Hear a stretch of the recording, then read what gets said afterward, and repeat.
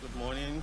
Uh, Indonesia is a very wonderful, very beautiful country as my first impression. Very charming and welcoming people. Well, first of all, it's great to be here. I've been to Indonesia before, so I'm back for the second time. First of all, I think it's been great to see how the Indonesian government has been handling the pandemic. It's very reassuring for us to see how things are improving. Now, the relationship between Norway and Indonesia is very strong. We've had fantastic, great bilateral relations for over 70 years. Bangga, Presiden Jokowi terima surat kepercayaan dari 9 dubes negara sahabat. Presiden Joko Widodo menerima surat kepercayaan dari 9 duta besar luar biasa dan berkuasa penuh atau LBBP negara-negara sahabat. Penyerahan surat kepercayaan tersebut digelar di ruang kredensial Istana Merdeka Jakarta pada Senin 25 Oktober 2021. Prosesi acara penyerahan surat kepercayaan dimulai dengan diperdengarkannya lagu kebangsaan dari masing-masing negara sahabat setelah duta besarnya tiba di Istana Merdeka. Adapun ke-9 duta besar negara sahabat yang diterima oleh Presiden ialah yang pertama Usman Ari Ogah, Duta Besar LBBP Republik Federal Nigeria untuk Republik Indonesia. Yang kedua, Ruth Krieger Juvarin, Duta Besar LBP Kerajaan Norwegia untuk Republik Indonesia. Yang ketiga, Ina Ruth Louis Lepel, Duta Besar LBBP Republik Federal Jerman untuk Republik Indonesia. Yang keempat, Kevin Jeffrey Burnett dari Duta Besar LBP Selandia Baru untuk Republik Indonesia. Yang kelima, Ahmed Abdullah Ahmed Al-Harmasi Al-Hajari, Duta Besar LBBP Kerajaan Bahrain untuk Republik Indonesia. Yang keenam, Filomeno Alex Souda Cruz, Duta Besar LBBP Republik Demokratik Timor Leste untuk Republik Indonesia. Yang ketujuh, Lila Karsey, Duta Besar LBBP Hongaria untuk Republik Indonesia. Yang kedelapan, Vasil Hamyanin, Duta Besar LBBP Ukraina untuk Republik Indonesia. Dan yang kesembilan, Mario Joao Falcao Pope Lopes Cardoso, Duta Besar LBBP Portugal untuk Republik Indonesia. Sejumlah protokol kesehatan dijalankan dalam prosesi penyerahan surat kepercayaan tersebut, seperti tetap menjaga jarak dan mengenakan masker. Penyerahan surat kepercayaan tersebut menandai dimulainya penugasan resmi para duta besar tersebut di Indonesia. Seluruh duta besar tersebut untuk selanjutnya akan berkedudukan di Indonesia atau Jakarta. Setelah selesai menyerahkan surat kepercayaan kepada Presiden Joko Widodo, para duta besar beserta pendamping masing-masing berpamitan. Lagu kebangsaan Indonesia Raya turut diperdengarkan pada kesempatan tersebut. Turut hadir dalam kesempatan tersebut Menteri Luar Negeri Retno Marsudi, Sekretaris Kabinet Pramono Anung, Kepala Sekretariat Presiden Heru Budi Hartono, Sekretaris Militer Presiden Marsda TNI Antoni Haryono, Komandan Paspampres Mejan TNI Tribudi Utomo, serta Direktur Jenderal Protokol dan Konsuler atau KPN Kementerian Luar Negeri Andi Rahmianto.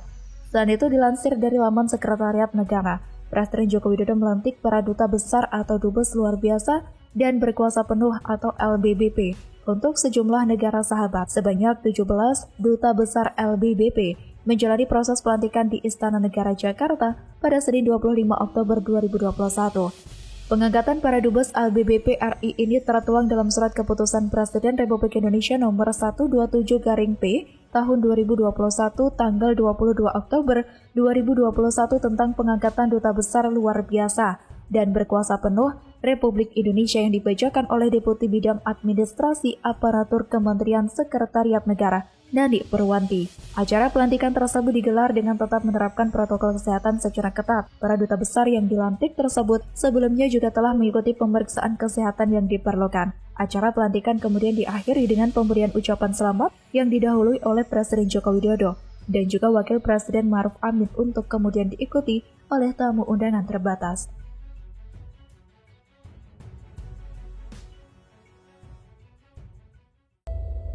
Jangan lagi kita mengekspor CPO ini. Harus mulai kita rubah kepada barang setengah jadi atau barang jadi. Kebijakan pemerintah tidak tepat. Biodiesel sebagai tenaga alternatif yang tidak pernah habis. Biodiesel juga melindungi industri kelapa sawit nasional beserta turunannya. Biodiesel juga membantu pemerintah untuk mengurangi beban impor bahan bakar. Presiden Jokowi resmikan pabrik biodiesel di Kalimantan Selatan senilai 2 triliun rupiah dan siap beroperasi. Presiden Joko Widodo melanjutkan kunjungan kerjanya menuju Provinsi Kalimantan Selatan untuk meresmikan pabrik biodiesel. Dalam agendanya kali ini, Presiden juga akan menyapa para peserta vaksinasi melalui konferensi video di beberapa kabupaten dan kota seprovinsi Kalimantan Selatan. Terakhir, sebelum kembali ke Jakarta, Presiden akan meninjau sekaligus meresmikan jembatan Sei Alalak yang ada di kota Banjarmasin. Diketahui Presiden Jokowi lepas landas pada pukul 7:30 waktu Indonesia Barat melalui pangkalan TNI Angkatan Udara Halim Perdana Kusuma, Jakarta pada Kamis 21 Oktober 2021. Dari siaran Biro Pers Sekretariat Presiden yang diterima pada Kamis 21 Oktober 2021, sesampainya di Kabupaten Tanah Bumbu, Presiden Jokowi akan meresmikan pabrik biodiesel. Usai peresmian pabrik biodiesel, Presiden Jokowi akan menuju kota Banjarmasin untuk meninjau kegiatan vaksinasi yang digelar di halaman RSUD Dr. Hamoh Ansari Saleh. Sejumlah pejabat turut mendampingi Presiden Joko Widodo dalam penerbangan menuju ke Kalimantan Selatan. Antara lain Menteri Sekretaris Negara Pratikno, Menteri BUMN Erick Thohir, Kepala Sekretariat Presiden Heru Budi Hartono, kemudian ada Sekretaris Militer Presiden Marsda TNI M. Tony Harjono, serta Komandan Pas Pampres Majen TNI Tribudi Utomo.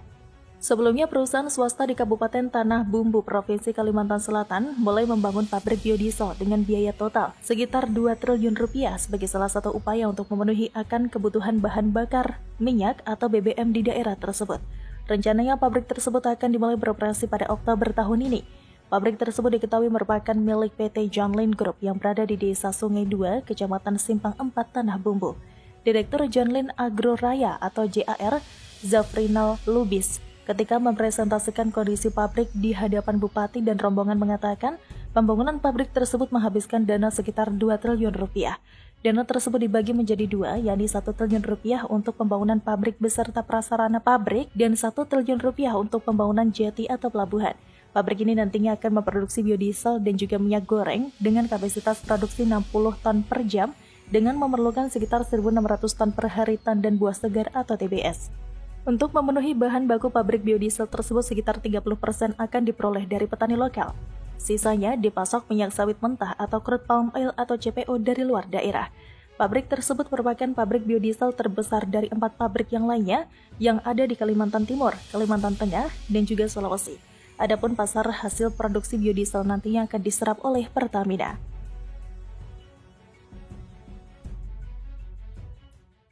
Sesuai yang sebetulnya sudah saya perintahkan 7 tahun yang lalu untuk secepatnya menggabungkan, mengkonsolidasikan, reorganisasi BUMN kita yang menurut saya saat itu sangat terlalu banyak. Dan tadi sudah disampaikan oleh Pak Menteri BUMN ada 108, sekarang sudah turun menjadi 41. Ini sebuah fondasi yang sangat baik. Jokowi geram, bos-bos BUMN dikumpulin, minta tutup BUMN gurem. Presiden Joko Widodo instruksikan kepada Menteri BUMN agar perusahaan BUMN yang dinilai tidak produktif alias gurem untuk ditutup. Presiden Joko Widodo menyinggung adanya upaya proteksi atau penanganan terhadap badan usaha milik negara yang kondisi keuangannya terlihat sakit. Presiden Jokowi tidak ingin proteksi itu terus diberikan kepada perusahaan plat merah, karena hal itu membuat BUMN menjadi manja karena setiap kondisi keuangan sedang tidak stabil. Kas negara harus turun tangan untuk memberikan penyertaan modal negara.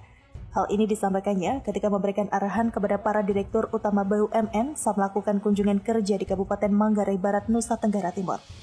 Sesuai yang sebetulnya sudah saya perintahkan 7 tahun yang lalu untuk secepatnya menggabungkan, mengkonsolidasikan, reorganisasi BUMN kita yang menurut saya saat itu sangat terlalu banyak. Dan tadi sudah disampaikan oleh Pak Menteri BUMN ada 108, sekarang sudah turun menjadi 41. Ini sebuah fondasi yang sangat baik. Presiden Jokowi menilai pemberian PMN yang terjadi selama ini mengurangi nilai-nilai yang ingin dibangun oleh negara terhadap perusahaan plat merah yang berada di bawahnya. Misalnya, nilai kompetisi yang membuat BUMN tidak berani untuk bersaing, kemudian mengambil resiko hingga nilai profesionalisme yang tidak dijalankan. Adapun menurut data Kementerian BUMN, ada sekitar 7 perusahaan plat merah yang akan dibubarkan. Adapun ketujuh BUMN yang dimaksud adalah PT Kertas Lejas Persero, PT Merpati Nusantara Airlines Persero, PT Industri Gelas Persero, hingga PT Kertas Kraft Aceh Persero. Kemudian PT Istana Karya Persero, PT Pembiayaan Armada Niaga Nasional Persero, dan PT Industri Sandang Nusantara Persero. Dalam kesempatan tersebut, Presiden Republik Indonesia Joko Widodo juga menginginkan Badan Usaha Milik Negara atau BUMN untuk dapat bersaing di kancah internasional. Oleh karena itu, perlu adanya kemampuan merespons dan mengadaptasi secepat-cepatnya terhadap era revolusi industri 4.0, disrupsi teknologi, dan pandemi COVID-19. Kepala negara meminta seluruh perusahaan BUMN untuk dapat beradaptasi pada model bisnis baru seiring dengan perkembangan teknologi, salah satunya dengan bekerja sama dan berkolaborasi dengan perusahaan global lainnya. Di samping itu, Presiden pun mengingatkan perusahaan BUMN untuk memperhatikan aspek perekonomian dan indikator tingkat efisiensi dari investasinya atau Internal Rate of Return atau IRR. Presiden menuturkan untuk dapat bertahan pada era revolusi industri 4.0, suatu perusahaan perlu menyiapkan SDM dan ekosistemnya agar dapat beradaptasi pada perkembangan teknologi tersebut. Presiden Joko Widodo menekankan pentingnya untuk membangun profesionalisme dan nilai-nilai dasar di dalam diri para pimpinan Badan Usaha Milik Negara atau BUMN. Menurutnya, para direktur utama BUMN merupakan orang-orang terpilih yang diharapkan percaya diri menghadapi persaingan baik secara nasional maupun global. Kepala negara juga meminta kepada para direktur utama BUMN untuk membangun sebuah kultur kerja yang lebih sederhana, yang menginginkan alur kerja pemerintahan yang kompleks tidak diterapkan di BUMN. Sebagai contoh perizinan untuk pembangkit listrik, Presiden menyebut terdapat 259 naskah perizinan dengan nama berbeda, tapi maksud di dalam surat tersebut sama. Di samping itu, Presiden mengingatkan bahwa kompleksnya birokrasi akan berpengaruh terhadap investasi di Indonesia. Lebih lanjut, Presiden meminta kepada para direktur utama BUMN yang hadir, baik secara fisik maupun daring, untuk lebih berani dalam berkompetisi dan mengambil risiko. Kepala negara pun menginstruksikan Menteri BUMN untuk tidak lagi memberikan proteksi kepada perusahaan BUMN dalam kondisi menurun. Pada kesempatan tersebut, Presiden menuturkan bahwa BUMN di Indonesia sudah mulai melakukan penggabungan, konsolidasi maupun reorganisasi. Saat ini jumlah perusahaan BUMN di Indonesia berjumlah 41 dari sebelumnya 108 perusahaan.